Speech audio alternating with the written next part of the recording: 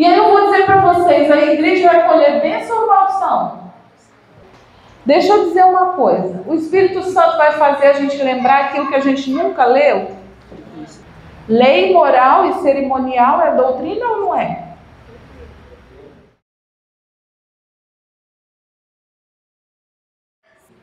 A origem do mal e a queda de Lúcifer.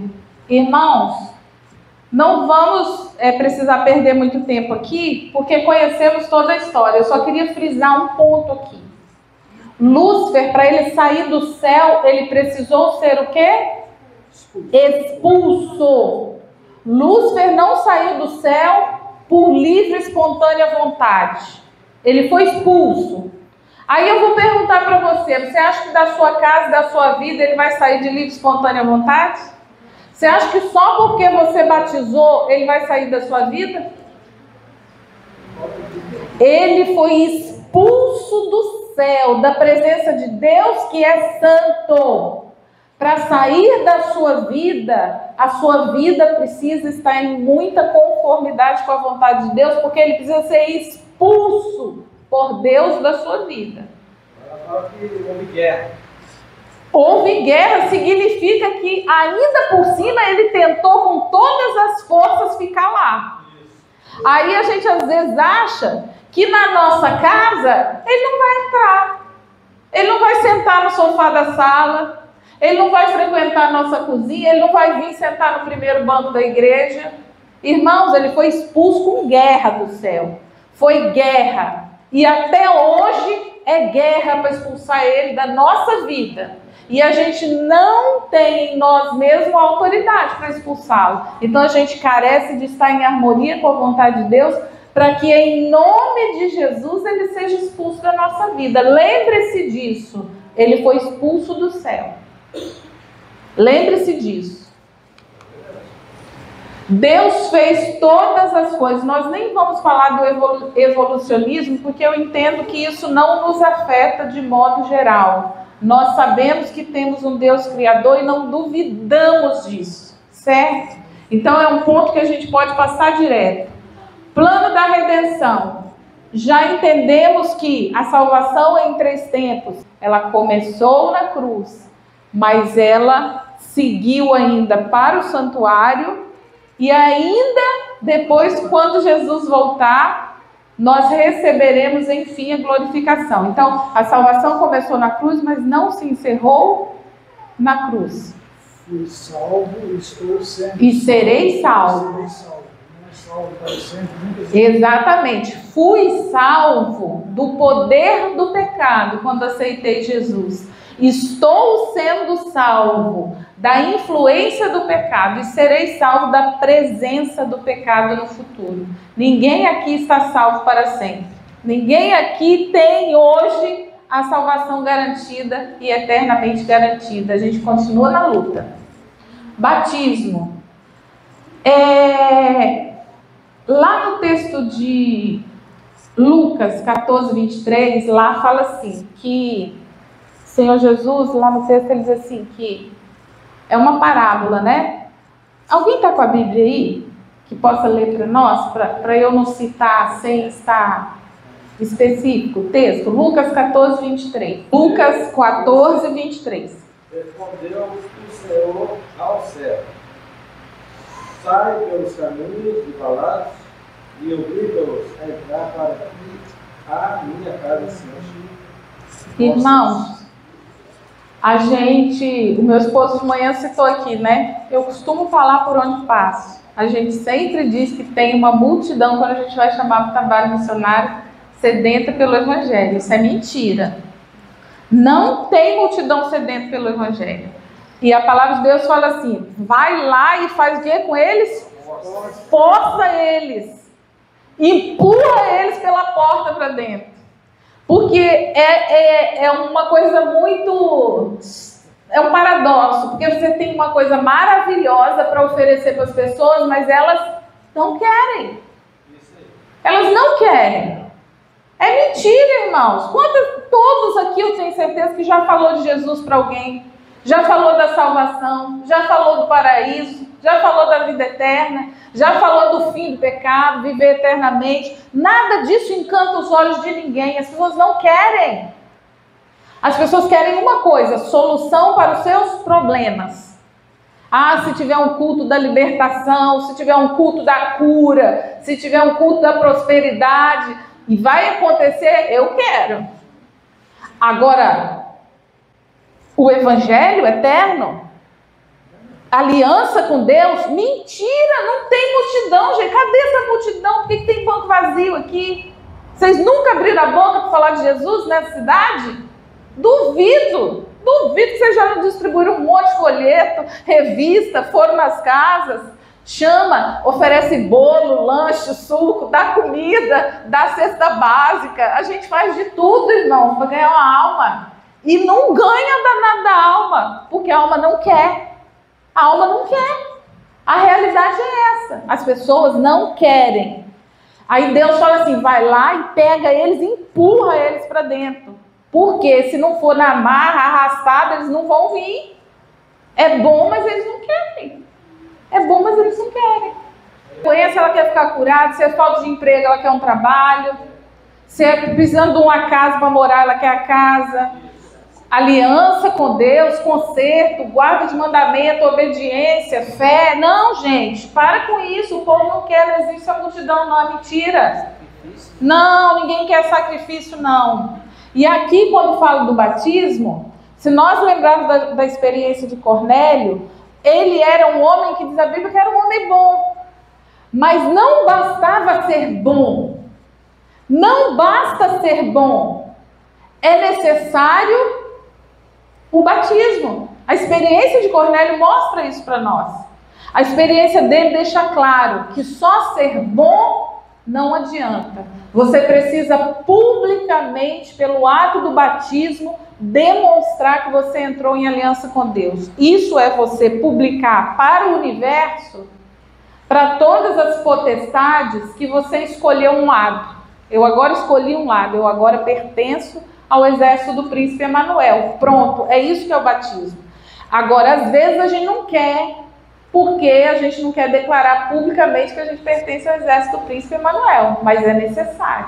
Deus coloca isso como regra.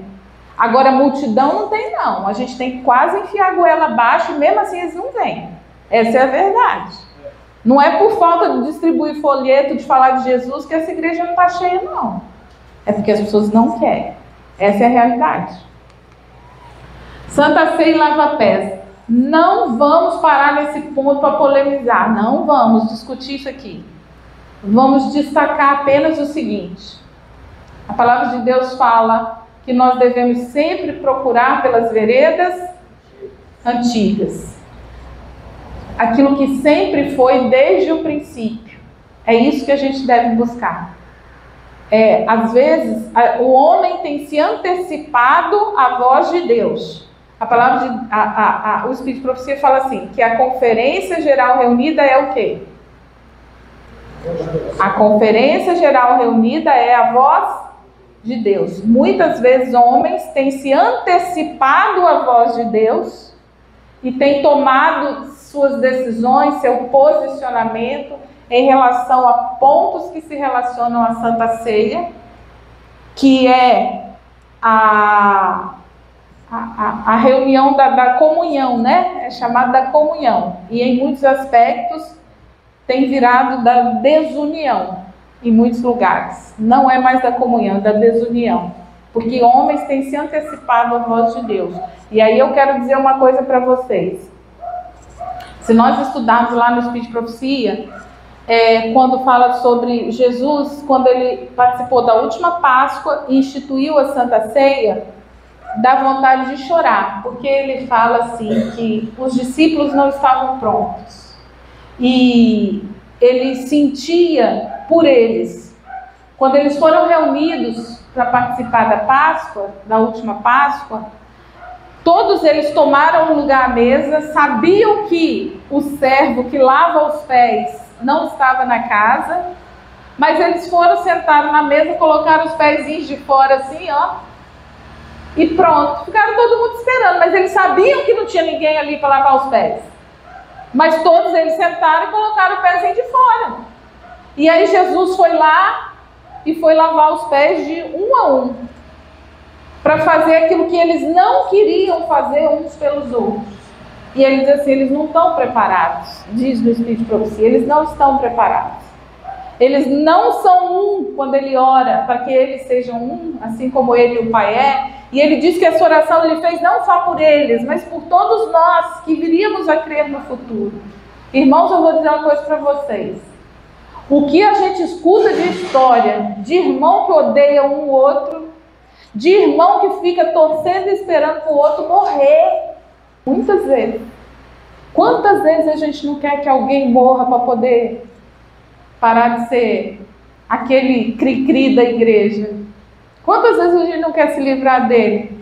Quantas vezes nós somos vegetarianos e comemos carne um do outro? Não é não? A gente é vegetariano que come carne um do outro. Não se morde. Tem casos às vezes de um que joga um sapato daqui para acertar o outro que está lá atrás. Já vi dessas coisas, irmãos. Já vi dessas coisas. Já ouvi dessas coisas. É triste demais. Porque isso prova que nós não somos nem de longe um. Nem de longe. Nem um pouco preparados para receber a chuva serôdia. A ceia da comunhão que os irmãos fazem aqui nessa igreja, e todos fazem em todas as igrejas, tem certeza que é a ceia da união? Tem certeza que é a ceia da comunhão? Tanto de bom como de ruim. Vocês já ouviram, por exemplo, um exemplo, falar assim, nós vamos fazer determinado programa na igreja, um projeto, sei lá, o irmão do departamento missionário, hipoteticamente, tá? E teve uma ideia de um projeto e começou a desenvolver esse projeto na igreja, e esse projeto deu certo no sentido de que a igreja ficou cheia. Irmãos, a igreja ficar cheia é critério para ser bom o projeto? Esse é o critério? Não é. Não é. Não importa nem um pouco se a igreja ficou cheia. O primeiro critério é segundo a vontade de Deus? É bíblico esse projeto? Porque se não for de acordo com assim diz o Senhor, cala sua boca, muda de ideia. Porque o projeto não é bom se ele não for bíblico. E por que eu estou falando disso justamente no ponto 10, que é o santuário? Porque a questão do sentimento, ela não está sendo levada para o juízo, irmãos. Então, o fato de você, eu me sinto bem, eu me sinto feliz, o outro se sente bem, a visita se sente bem, isso tudo não importa nada. O que está sendo aberto lá no santuário são livros. E o que tem nesses livros?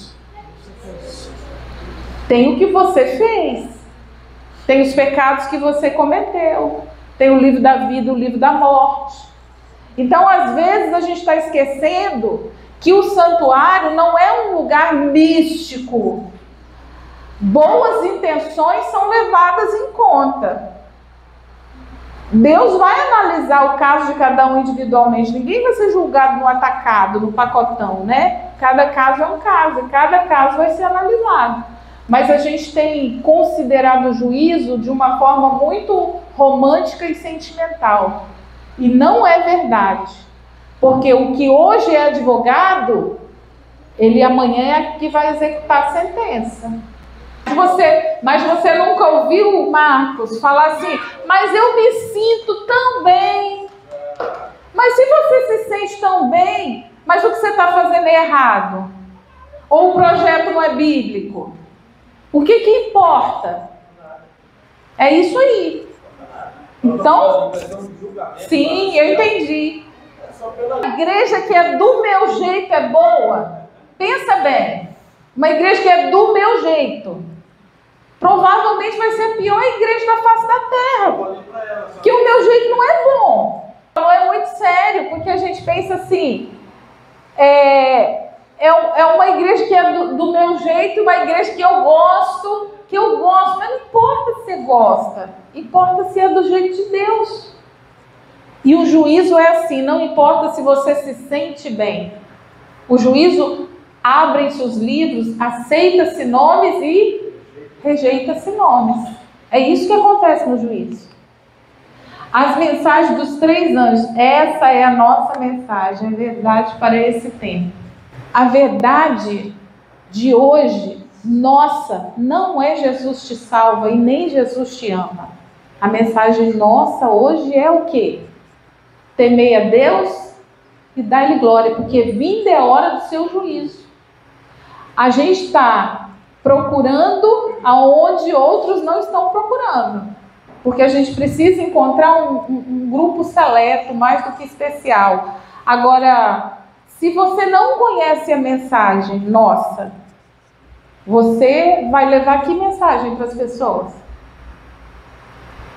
Por que as criancinhas geralmente falam aqui o versinho bíblico assim, Jesus te ama? Por que elas falam isso? Muitas vezes elas não sabem nem esse. Aí a professora chega e sopra para elas assim, Jesus te ama. Aí por que ou Deus é amor? Por que elas falam Jesus te ama, Deus é amor? Hã? Porque é a única coisa que elas sabem, e nem sabem, a professora que soprou. Quando a gente vai lá fora e fala assim, Jesus te ama, é porque a gente não sabe o resto, a gente não sabe o que falar. Aí a gente fala assim, Jesus te ama. Ou então Jesus, Deus é amor, ou então Jesus chorou. Irmãos, isso é um mensageiro que não tem mensagem. O mensageiro que vai lá fora e fala isso é um mensageiro que não tem mensagem, ele não conhece a mensagem. Ele não sabe que a mensagem são as 3 mensagens angélicas. E ele nem tem elas na ponta da língua. Ele não sabe nem citar os 10 mandamentos de cor. Eu nem vou pedir para ninguém aqui citar para não constranger ninguém. Mas ele não sabe nem citar os 10 mandamentos de cor, irmãos. Quando a Bíblia for tomada de você, como é que você vai falar os 10 mandamentos se você não sabe? Isso tinha que estar na ponta da nossa língua, no mínimo. 10 mandamentos, 3 mensagens angélicas, são os textos assim, básicos do básico, tinha que estar na ponta da língua. O Espírito Santo não vai fazer você lembrar se você não sabe não, se você não estudou. Mensageiro sem mensagem vai lá fora, prega o evangelho e fala assim, Jesus te ama, morreu por você. Mas essa não é a nossa mensagem, não é. A nossa mensagem presente para hoje, a verdade presente, são as 3 mensagens angélicas. São as 3 mensagens angélicas. E se a gente não conhece, não sabe, não está na ponta da língua, nós somos servos negligentes, inúteis. E olha que aquele que fez tudo que tinha que fazer, ainda foi chamado de servo inútil. Imagina aquele que não faz nem o que tinha que fazer. Mensageiro sem mensagem. Aquele outro anjo. Todos aqui acreditam naquele outro anjo? Todos aqui acreditam naquele outro anjo? É importante, irmãos, que vocês entendam também esse ponto da nossa fé. A irmã White, em 1888, ela disse que se a mensagem da justificação pela fé tivesse sido aceita, o Senhor Jesus teria voltado em 2 anos. Teria voltado em 2 anos. Mas, ainda quando vínhamos aqui hoje cedo para cá, comentávamos no carro. Mas ela diz que a luz que há de iluminar a terra, toda a terra, aquela que foi rejeitada em 1888, ela já havia chegado. Era o início da luz que iria iluminar toda a terra. A gente precisa entender isso, ter isso bem fixado na mente, porque isso é um ponto que está rastelando muitas pessoas. Vocês sabiam disso? Tem muitas pessoas sendo rasteladas por causa desse ponto hoje em dia. Não existe essa luz aqui do outro anjo. Estão voltando para o terceiro anjo, virando as costas para a mensagem que veio em 1888. Cuidado, muito cuidado.